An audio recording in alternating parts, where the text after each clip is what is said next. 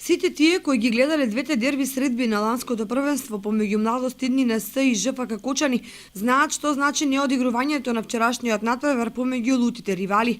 Од непознати причини, без најава или какво и да е објаснување, оризарки не истрчаа на градскиот стадион Никола Мантов. Домакинките заедно со службените лица и публиката чекаат 30 минути, пошто беше составен записникот за неодиграна средба. Логично е надлежните во ФФМ надпреварот да го регистрираат со службен резултат од 3:0 за ЖФК Кочани, а Младост НС да биде казнета согласно фудбалските прописи. Пред се жал ми што екипата на НС, кој што исто така важеше за екипа која ќе конкурира за висок пласман во ово првенство, не дојде денеска и не допутува во Кочани да се одигра ова локално дерби кое што приликуваше многу луѓе, но и посакувам на екипата на нешто побрзо се консолидира и во своите редови да ги смират страстите и да го продолжат првенство, бидејќи тие се на одлична екипа.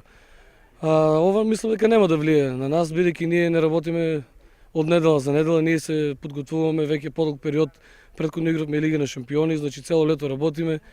Веќе во континуитет сме 4-5 месеци заедно сите како управа и девојчиња и се надевам дека наредната недела не очекува исто така тежок натпревар, да ќе заврши во наша корист.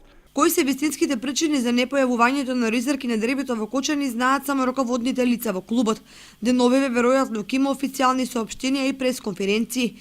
Првичните објаснувања се дека фудбалерките на ЖФК Младост НС, кои доаѓаат од Скопје, не дошле без најава, иако сите средства им били исплатени. Ако е така, останува отворено прашањето зошто на градски не се појави останатиот дел од екипата. Но додека да се добијат вистинските одговори, останува да се коментираат спекулациите дека раководството на ризарскиот праволигаш му се налутил на ФФМ затоа што не го припатил нивното барање, наместо во недела средбата да се одигра во сабота. Во Битола Конзули загуби од Драгон 2014 со 0:4. Тивире ја декласира победа од Куманово со 9:1. Речица беше подобра од Топ Гол со 3:2, а Ас Юнајтед загуби од Борец со 1:1.